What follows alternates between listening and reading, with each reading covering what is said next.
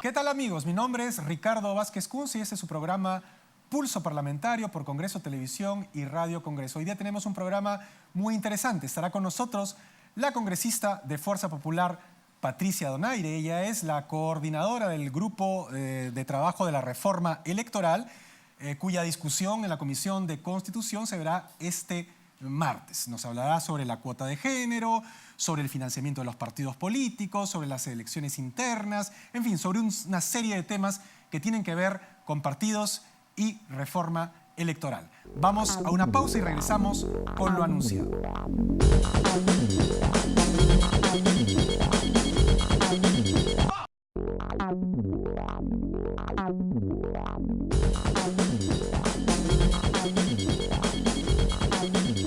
¿Qué tal, amigos? Regresamos con lo anunciado. Está con nosotros la congresista de Fuerza Popular, Patricia Donaire. Ella es coordinadora del subgrupo que elaboró las propuestas de la reforma electoral y que tendrá que exponer mañana ante la Comisión de Constitución del Congreso. Encantada, congresista, de tenerla en el programa. Igualmente. Mucho gusto.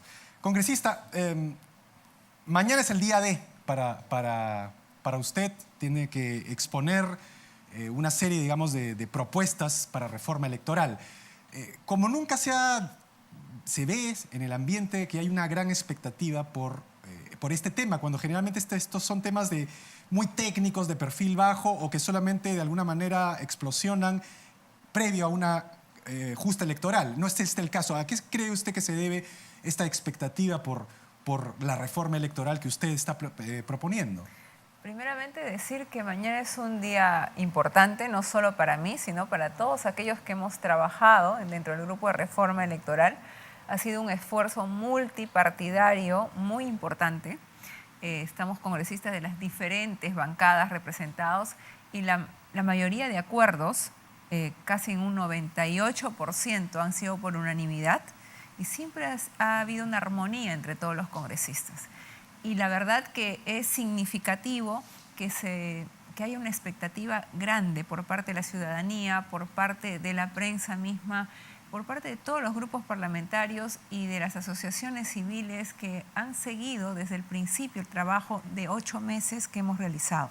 Y yo creo que es más que todo porque en los congresos anteriores, si bien es cierto, se han realizado intentos de reformar la legislación electoral, han sido intentos fallidos porque finalmente no se ha llegado a unificar en una sola ley toda la legislación que se encontraba dispersa. ¿En esta usted cree que sí se ha logrado El primer objetivo, que es el trabajo final del grupo de reforma, sí, porque estamos presentando una propuesta de ley electoral en donde hemos codificado todas las leyes que se encontraban dispersas, además de haber innovado en algunos temas importantes que la ciudadanía reclamaba, como es el tema de financiamiento de los partidos políticos, también el tema de democracia interna, el tema de la ley de dádivas, la cuota de género, el acoso político, que son temas rescatables dentro de esa nueva reforma. Vamos a ir punto por punto, congresista. Una reforma electoral tiene que ver con aspectos técnicos, ¿no es cierto?, de la convocatoria de elecciones, de una serie de regulaciones que tienen que ver con partidos políticos, pero básicamente también engloba a partidos políticos, porque no hay digamos, elecciones si no hay partidos políticos. Y tal vez ese no sea el tema específico, digamos, del subgrupo de trabajo, pero yo le quería preguntar a usted, que está legislando precisamente para que haya una justa electoral limpia, una justa electoral de alguna manera de acuerdo a estándares internacionales y que tenga que ver con nuestra realidad.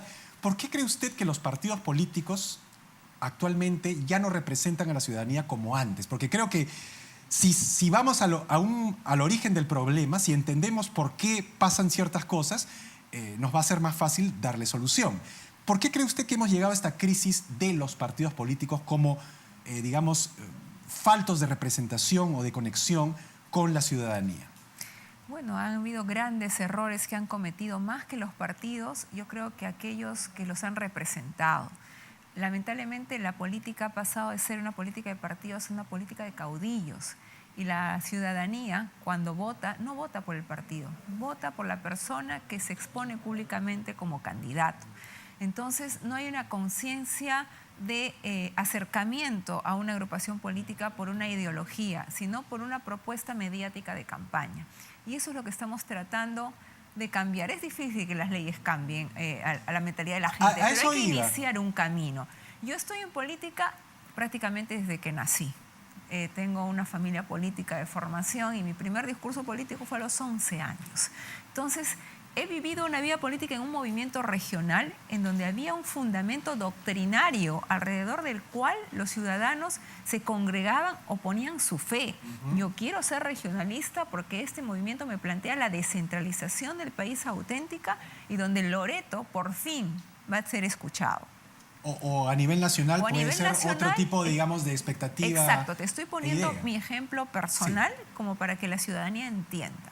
Pero hemos pasado de eso a ver qué me ofrece este candidato, qué regalos me lleva, fuera de los planteamientos de lo que es la campaña en sí, cuál es mi propuesta programática. La gente cuando uno ahora hace campaña le dicen, yo no como papel, no necesito que me des un folleto, ¿qué me vas a regalar? Porque hemos mercantilizado la política. Ese es el tema de fondo, creo yo. Es decir, no existe una, digamos, una conexión, digamos, los partidos políticos antes servían de bisagra entre la sociedad y el poder, ¿no es cierto? De alguna manera era una representación. Habían grandes tendencias, ¿no es cierto? Estaba el centro, estaba la derecha, estaba la izquierda. Podían tener varios partidos en diferentes espacios, pero eso como que ya ha desaparecido. Es decir, la gente no se siente motivada ahí precisamente por lo que usted está comentando, una doctrina. Y a nosotros, que de alguna manera también tenemos una formación política desde niños, ¿no es cierto? Yo no participo en un partido político, pero digamos, tengo esa inquietud política. Tal vez nos parezca mal que hoy día la gente ya de alguna manera no le tome mucha importancia a la doctrina, pero la pregunta es si lo que a nosotros, digamos, nos parece mal, a la gente le parecería mal. Es decir, tal vez la mentalidad ya no digamos, se decanta por una doctrina, sino por otro tipo de ofertas. A la gente lo que le interesa más allá de la doctrina es que si va a tener un trabajo, si va a tener para comer al día siguiente, si va a poder sobrevivir a una gran crisis económica. Digamos, desde la ley podemos hacer que los partidos de alguna manera representen mínimamente y no mercantilistamente, sean la bisagra entre la sociedad y el poder y las autoridades? Estamos abriendo un camino, es el inicio. La ley no va a ser la solución a los problemas de la corrupción, no va a ser la solución definitiva para la consolidación auténtica de los partidos políticos si los partidos tampoco asumen la responsabilidad que les estamos dando. ¿Qué responsabilidad deberían asumir? Los partidos, a través de esta nueva ley de reforma electoral, se les está pidiendo que para poder inscribirse, aparte de cumplir con los requisitos normales de procedimiento, deben tener un planteamiento ideológico. Y además tener tienen que jurar lealtad a la democracia. Que yo creo que también eso se ha perdido, ¿no? La gente dice, les importa poco la democracia, lo que quieren es perennizarse en el poder y beneficiar sus intereses personales. Y por otro lado, el mecanismo de participación interna de los partidos políticos, de consolidación de sus líderes. Se está reforzando que los partidos sean agrupaciones de personas en donde se formen cuadros para la vida política. Por eso el porcentaje también de incremento de la cuota de género, que a veces muchos nos critican, porque nos dicen, ¿de dónde voy a sacar 50% de mujeres si ahora me cuesta llegar a los 30%? Es darles al partido político la responsabilidad de formar nuevos líderes políticos, nuevas lideresas políticas. Ahora, a mí me parece muy interesante lo que usted está comentando. O sea, tiene lógica y sentido que los partidos formen cuadros y que dentro de esos cuadros, por ejemplo, el caso que usted menciona, digamos, los partidos de alguna manera obligados por la ley tengan que formar más cuadros femeninos para poder de alguna manera ofrecer en sus listas la participación que pronto usted nos va a comentar con más detalle. Pero eso no es partir, digamos, de una visión, digamos, de arriba para abajo. Es decir, lo que se critica mucho de las leyes de partidos políticos y generalmente los expertos, digamos, después de promulgar la ley, todos son generales después de la batalla, como se dice, pero lo que dicen por lo general es esto, que las leyes no reflejan, digamos, la realidad, porque se ponen en una especie de situación óptima, ¿no es cierto?, digamos, de personas muy bien intencionadas, que irradian para abajo, ¿no es cierto?, la ley, en vez de buscar cuál es el problema en las bases, ¿no es cierto?, y sobre eso hacer la ley.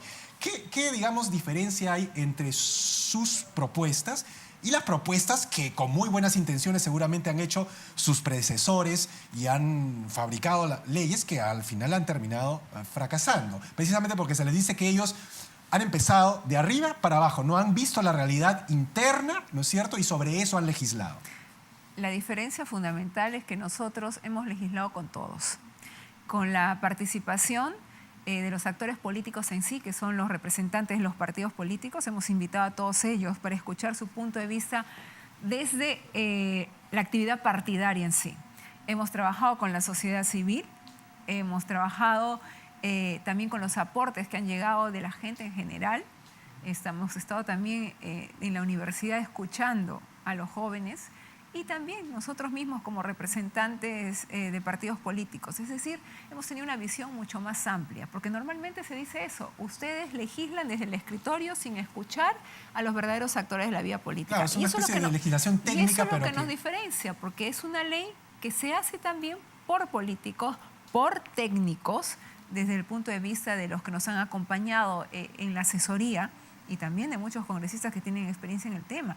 Entonces, y la diferencia también es que mientras en otro congreso lo que se ha hecho es reformar determinadas leyes ya existentes, como puede ser la ley de partidos, la ley orgánica de municipalidades, la ley orgánica de elecciones, nosotros estamos unificando todas estas leyes en una y planteando una propuesta integral para que la legislación no esté pues dispersa y la ciudadanía también pueda entenderla. Porque si te dicen a ti, para saber cuál es el mecanismo para impugnar una candidatura, tienes que irte a esta ley, pero para saber cuántos días tienes que irte a la otra ley. Entonces, no le permites a la ciudadanía poder hacer uso de su derecho como el principal fiscalizador de un proceso electoral. Entonces, eso nos diferencia y espero que en la Comisión de Constitución se reciba este paquete legislativo único como tal y no terminemos como los otros congresos desmenuzando la legislación, porque ahí no habremos avanzado nada. Entonces, ese sería, digamos, el gran error que se podría cometer, digamos, evaluando el proyecto que está usted presentando, porque lo que entiendo entonces es que tiene dos virtudes. La primera es que es por un consenso unánime, casi, de 98%, según me está refiriendo usted, de partidos políticos, instituciones que tienen que ver con las cuestiones electorales, la sociedad civil, universidades, etc. Entonces hay un amplio consenso. Y lo segundo es que está unificado. Son esas dos, digamos, las columnas vertebrales de la propuesta que usted está haciendo. Y sobre todo que estamos tratando de hacer una legislación que busque la transparencia dentro de los procesos electorales. Actualmente tenemos serias dudas sobre la procedencia de los fondos de las campañas electorales. ¿Eso cómo lo ha solucionado? Porque acá hay, digamos, he visto que hay una serie de críticas en el sentido de que los partidos políticos no tienen financiamiento. O sea, para que exista un partido político, sí, tiene que haber un ideario, tiene que haber, digamos, una cierta, digamos, afiliación, pero básicamente los partidos funcionan con dinero. O sea, el voluntariado es importante, pero en una campaña electoral, digamos, se requieren fondos. Y acá, por lo que tengo entendido, ya, por ejemplo, empresas no van a poder financiar campañas. Entonces, si el Estado no financia las campañas electorales o los partidos políticos, si las empresas no las financian, entonces la pregunta es, ¿cómo las van a financiar? ¿Quién las va a financiar? Que una empresa financie no está mal de por sí, si es que evidentemente sabemos qué empresa está financiando. Si una empresa no financia, lo que va a pasar es que tal vez la empresa lo va a financiar por terceras personas. Entonces, ¿cómo al final los partidos que tanto requieren de financiamiento van a conseguir ese financiamiento? La idea fundamental del Grupo de Reforma fue tratar de establecer reglas claras y paritarias para todos. Normalmente en un proceso electoral el que tiene más financiamiento es el que tiene más ventaja frente al resto. y no creo que sea necesariamente justo. Yo creo que si todos participan en igualdad de condiciones, pueden llegar, su mensaje puede llegar de igual forma a la población. ¿Y cuál es esa igualdad de Entonces, condiciones? primero, tenemos un financiamiento público que puede ser directo o indirecto. El directo es el 0.1% de la UIT por voto conseguido para todos aquellos partidos que tengan un escaño en el Congreso. Ese es el directo. Y el indirecto es el que se da a través de la franja electoral durante las campañas electorales. Ese ya lo tenemos. Esa franja electoral va a ser el referente para que los partidos puedan poner su publicidad propia dentro de los medios publicitarios. No.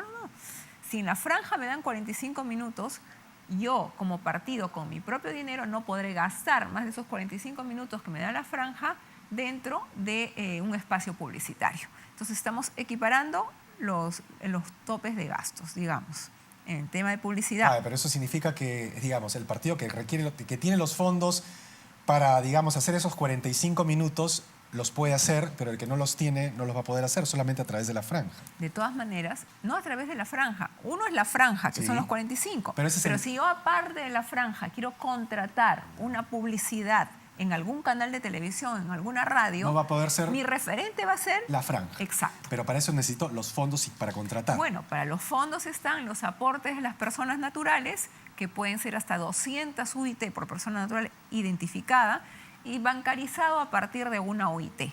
Los aportes anónimos no se permiten. Y en el tema de las empresas, que algunos dicen, ¿por qué no las empresas? Bueno, ¿cuál es la naturaleza de una empresa? ¿Cuál es el objetivo o el fin de una empresa? Lucrar.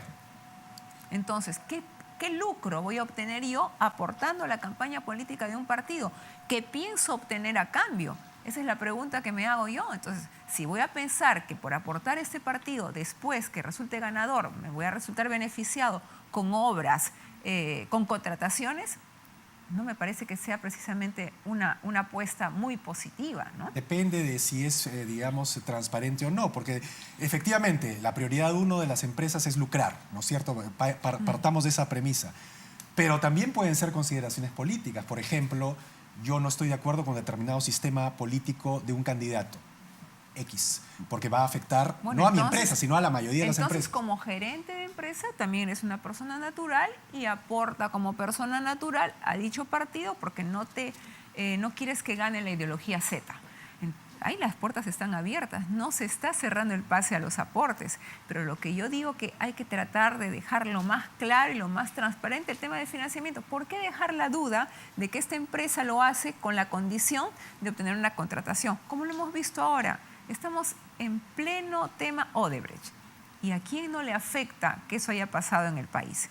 Que finalmente se terminan sobrevaluando las obras para el excedente, dárselo en gratitud también a quien le ha podido dar la contratación. Entonces, yo creo que tratemos que dejar el terreno limpio, ¿no? Ok, congresista, hay otros temas también interesantes. Usted nos ha planteado el tema de la alternancia femenina, ¿no es cierto?, en las listas, ya obligatoriamente. Es una cuota de género, pero además con alternancia. Pero usted misma nos ha, digamos, referido al principio de la entrevista que, digamos, la gente que sabe de los partidos dice, bueno, pero si yo no puedo poner ni 30, ¿cómo voy a poner a tantas mujeres porque no las encuentro? Entonces usted nos dice, lo que pasa es que eso significa que hay que capacitar. Hay que motivar. Exacto. Entonces, la pregunta es esta. Las próximas elecciones son 2018, el 2018, o sea, el año que viene. Su proyecto, sus propuestas, ¿tienen algún plazo, no es cierto, razonable para que precisamente después de la ley, después de que se apruebe la ley, si es que efectivamente pasa por todos los tamices constitucionales, se pueda llevar a cabo esa capacitación y una vez que se llegue a cabo, digamos, se pueda aplicar la norma, o nos vamos a ver de alguna manera en el 2018 o en el 2021 con la situación en la cual, obviamente no alcanzó el tiempo pues para capacitar porque la norma recién se está habilitando, y la urgencia, digamos, de los que hoy día le están diciendo, pero ¿de dónde voy a sacar a tantas mujeres que todavía no las encuentro? Va a seguir. Bueno, mira, normalmente quienes se deben presentarse a una contienda electoral se supone que ya son partidos que están sólidos, Esa debería ser la tendencia y no de agrupaciones políticas ocasionales para un periodo electoral. Pero precisamente no lo es por congresista, porque le están reclamando eso. Una de las normas que se está introduciendo en la ley es que los partidos tienen que tener 3 años de inscripción para poder participar en un proceso electoral.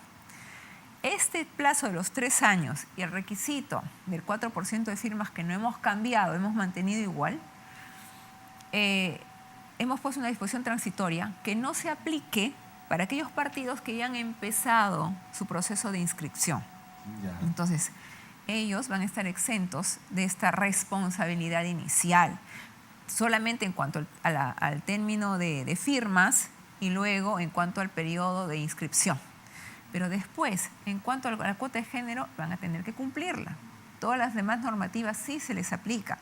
Y yo no quisiera vivir del pesimismo eterno con el que vivimos los peruanos de decir, bueno, pero no voy a poder hacer eso, por eso no me lo pongas. Es imposible. Alguna vez tenemos que empezar.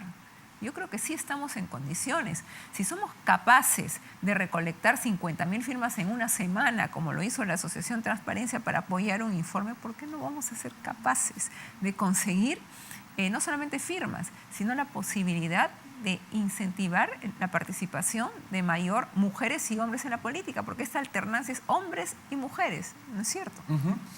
O sea, ¿usted cree que efectivamente sí se puede en un año? Se pueden hacer muchas cosas y el cronograma electoral que ¿Y por qué hemos cree que no se ha aprobado... hecho antes? Porque digamos, si podrían hacer... Yo creo que faltaba decisión y voluntad política. Cuando yo inicié este trabajo en el grupo de reforma, decían, no vas a terminar. No, qué difícil es. Y hemos terminado. Porque usted entenderá que, o sea, por ejemplo, las mujeres son, creo que mayoría electoral. Sí. Entonces, a ningún partido le es ajeno ese dato de la realidad. Entonces, con mayor razón, los partidos que tienen que ser votados por una mayoría de mujeres, que es la mayoría electoral, más del 51% son mujeres, deberían de alguna manera tener más vitrina para las mujeres en sus listas. Si no la tienen, no creo que sea porque, digamos, porque no quieran, porque precisamente eso es lo que va a hacer que muchas mujeres voten por, digamos, personas que las representan en la lista, sino porque tal vez efectivamente no existan todavía las mujeres, digamos, para presentar en la mayoría, o sea, teniendo alternancia. Entonces, ¿cómo van a hacer para que esa situación... Bueno, ese problema de cómo van a hacer ya tiene que verlo cada partido, ¿no? Eso yo no lo voy a poder resolver. Tienen que ver sus mecanismos para captar la atención de mayor cantidad de mujeres que participen con ellos en la escena política. Y ahí va a tener que también mucho que pesar, ya no simplemente la propuesta electoral, porque a la mujer para ser candidata no la vas a captar diciéndole voy a hacer esta obra, voy a hacer la otra, sino ¿qué ofrezco yo como partido? ¿No? ¿Cuál es mi posición ideológica? ¿Cómo creo yo que debe cambiar el país en sí? Y cómo tú me puedes ayudar en ese proceso de cambio desde tu posición de mujer. Ok, otro tema. Hay una cosa que he estado leyendo que es una violencia política. Acoso político. Acoso político. En teoría me parece pues muy interesante que... En teoría no, se da en la práctica. No, yo sé. En teoría me parece interesante que el nivel de la discusión política pues sea un nivel adecuado. Pero, ¿qué es el acoso político? Porque generalmente esto es una propuesta que viene del feminismo, pero que entiendo que aquí se ha hecho extensiva a todos los sexos, ¿no es cierto? Así es. ¿A usted no le parece que es un peligro? Porque hay una parte muy subjetiva entre lo que es un insulto, lo que es una puya política, ¿no es cierto? Por ejemplo, la izquierda muy dada a decirle a uno en los años 80, y creo que todavía lo siguen diciendo, vende patria. Pero eso ya era un cliché, ¿no es cierto?, digamos, de la discusión política. Pero alguien lo podría tomar como un insulto. Y entonces, ahí estamos en un tema que, ¿qué es lo que se permite políticamente como una contienda verbal y qué es lo que ya es, pues, un insulto? ¿No le parece subjetivo? Vamos a ver. La Constitución está vigente desde el año 93 y garantiza el derecho a la buena reputación, a la dignidad, al respeto a tu honor. Nosotros hemos recogido esos 3 aspectos para decir que todo acto que atente contra ello se considera acoso político. Así que no estamos inventando la pólvora. Pero entonces eso lo va a decir la el que es el victimario, la víctima. La víctima de sentirse ofendida en su dignidad, en su honor, en su buena reputación, tendrá que hacer la denuncia correspondiente. La persona que incurre en este acto de acoso, que puede ser una persona natural o una persona jurídica, tendrá que pagar una multa de 20 UITs. Y si hay de por medio algún acto delictivo que pueda catalogarse como delictivo, tendrá que pasar al Ministerio Público. Y yo lo considero totalmente pertinente. Si bien es cierto, como decías al principio, es una propuesta que vino muy ligada al tema de la mujer, nosotros creemos que también los hombres pueden sufrir el acoso político.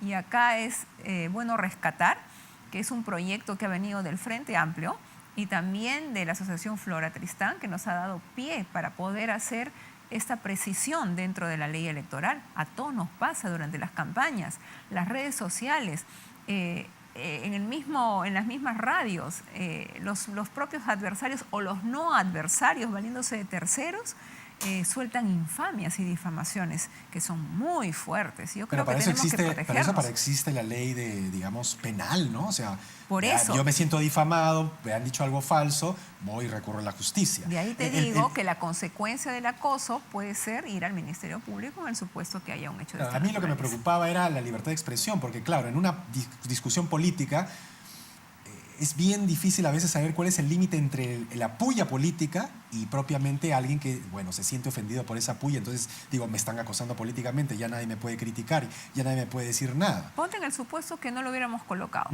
Igual la Constitución nos ampara y hubiéramos podido recurrir al artículo constitucional respectivo, que es el artículo de derechos y deberes del 2, el inciso no lo recuerdo ahora, pero hubiéramos podido recurrir y también estaríamos en la misma situación de poder catalogar que cualquier cosa pueda definirse como un acto contra la dignidad y el honor. Una última pregunta, porque el tiempo es brevísimo, no tenemos mucho. El Ejecutivo presentó a último momento, ¿no es cierto?, una serie de propuestas. Tengo entendido que solamente se ha acogido una. ¿Cuál es? A ver, el Ejecutivo presentó un proyecto de ley en el que ya recogía propuestas del grupo de trabajo, por lo tanto hay también coincidencias en el tema del aporte de personas naturales, teniendo como tope las 200 UITs, la prohibición de aportes anónimos, el tema de democracia interna, y la novedad del Ejecutivo ha sido el plantear la intervención de la Unidad de Inteligencia Financiera. No la hemos recogido como tal porque era una propuesta totalmente inconstitucional. No podíamos aceptar que se levante el secreto bancario solo por el hecho de ser candidatos. Claro. ¿No? Entonces, nos sirvió de referencia para plantear una propuesta alternativa, que es que aquel candidato que voluntariamente quiera que se le levante el secreto bancario financiero bursátil, lo hace constar en su declaración de hoja de vida. Y ya el jurado ve si... El jurado remite toda la información a la UIF y la UIF, de encontrar algo sospechoso, le dirá: señor juez del jurado, acá este señor candidato tiene un patrimonio que no corresponde a sus ingresos o lo que fuera. Y el jurado remitirá al Ministerio Público la información para que proceda de acuerdo a la ley. Ok, congresista, ha sido un placer tenerla en el programa. Yo le deseo mucha suerte al Perú también, porque realmente la reforma electoral es un tema muy importante. Ojalá que, digamos, la codificación y, digamos, la unanimidad con la que ha sido planteado le auguren un buen norte al proyecto el día de mañana. Un placer de haberla tenido en el programa. Gracias. La mejor de las suertes. Vamos a un corte y regresamos con lo último de esta emisión.